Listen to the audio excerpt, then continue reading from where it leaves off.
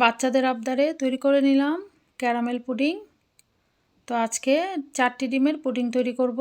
এজন্য একটি বাটিতে 4টি ডিম ভেঙে নিয়েছি। তো এখন মিষ্টির জন্য দিয়ে দিলাম প্রথমে 1 কাপ চিনি, স্বাদমতো লবণ দিয়ে দিলাম, যেহেতু মিষ্টি খাবারে লবণটা দিলে ব্যালেন্স ঠিক মতো হয়। তো এখন আমি নিয়েছি একটি হ্যান্ড বিটারের সাহায্যে ডিমের মিশ্রণটা আমি খুব ভালো করে ফেটিয়ে নিব। তো আপনারা এই কাজটি ব্লেন্ডার অথবা কাঁটা চামচ যেভাবে ইচ্ছা করতে পারেন। তো ব্লেন্ডারে করলে খুব তাড়াতাড়ি করা যায়, পুডিংটা তাড়াতাড়ি হয়ে যায়। হ্যান্ড বিটার দিয়ে করলে একটু সময় বেশি লাগে তো এখন আমি যেহেতু ডিমের পুডিং, তো এখন ডিমের গন্ধটা যেন না থাকে, তো এই জন্য আমি ভ্যানিলা এসেন্স দিয়ে দিলাম 1.5 টেবিল চামচ।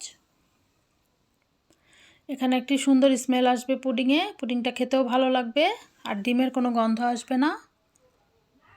খুব ভালো করে ফেটিয়ে নিচ্ছি। তো 8 কাপ দুধ নিয়েছিলাম, জাল দিয়ে ঘন করে নিয়েছি, 4 কাপ হয়েছে। তো পর্যায়ক্রমে আমি 4 কাপ দুধ এখানে মিলিয়ে নিব।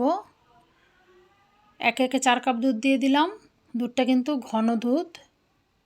তো আপনারা এখানে গুঁড়া দুধ দিয়েও করতে পারবেন। 2 কাপ গুঁড়া দুধকে আপনারা 4 কাপ পানি দিয়ে গলিয়ে নেবেন। তো এখানে মিষ্টি আরও একটু লাগবে, তো এই বুঝে আমি আরও হাফ কাপ চিনি দিয়ে দিলাম। চুলায় একটি প্যান বসিয়ে নিয়েছি, প্যানে দিয়ে দিলাম হাফ কাপ চিনি দিয়ে এখন সুন্দর একটি কালার হওয়া পর্যন্ত ক্যারামেল তৈরি করে নিব। চিনিটা দিয়েই আপনারা কিন্তু নাড়াচাড়া করতে যাবেন না, তাহলে কিন্তু চিনি দলা পেকে যাবে। তো আমি দেখতে পেয়েছেন প্রথমেই নাড়িনি, যখন চিনিটা গলে গেছে তখন নাড়াচাড়া দিয়েছি। তো ক্যারামেলটা বেশি কুক করতে যাবেন না, তাহলে কিন্তু পুড়ে যাবে। যখন এইরকম হয়ে যাবে তখন আপনারা নামিয়ে নেবেন। তো আমি যে বাটিতে পুডিংটা তৈরি করব সে বাটিতে এখন ক্যারামেলটা সেট করে নিব। তো গরম থাকা অবস্থাতেই বাটিটা ঘুরিয়ে ঘুরিয়ে ক্যারামেলটা ছড়িয়ে দিব, তা না হলে কিন্তু ঠান্ডা হয়ে যায় এবং খুব তাড়াতাড়ি ঠান্ডা হয়ে যায় ক্যারামেলটা এবং জমে যাবে, একদিকেই থেকে যাবে। এখন পুডিংয়ের মিশ্রণটা এখন বাটিতে ঢেলে নিলাম। অবশ্যই ক্যারামেলটা ঠান্ডা করে নিতে হবে, তারপর ঢালতে হবে। তো এর মধ্যে আমি একটি প্যানে গরম পানি করে নিয়েছি, একটা স্ট্যান্ড বসিয়ে পুডিংয়ের বাটিটা স্ট্যান্ডের উপরে বসিয়ে দিলাম, ঢেকে দিলাম।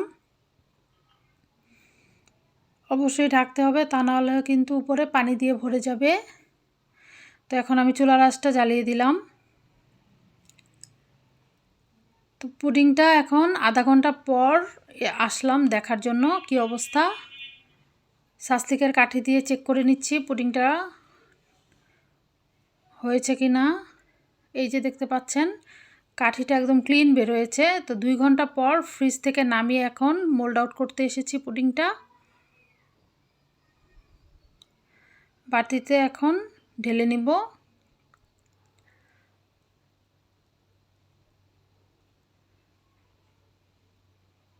এই যে পুডিংটা আমার খুব সুন্দর হয়েছে, দেখতেই পাচ্ছেন। তো পুডিং তৈরির সময় কয়েকটা বিষয় লক্ষ্য রাখলে পুডিংটা কিন্তু খুব সুন্দর হয় এবং খেতেও ইয়ামি হয়। আমি যা যা উপকরণগুলো পরিমাণ মতো দিয়েছি, এগুলো যদি এইভাবে দেন তাহলে আপনাদের পুডিংও এরকম সুন্দর হবে। ধন্যবাদ সবাইকে।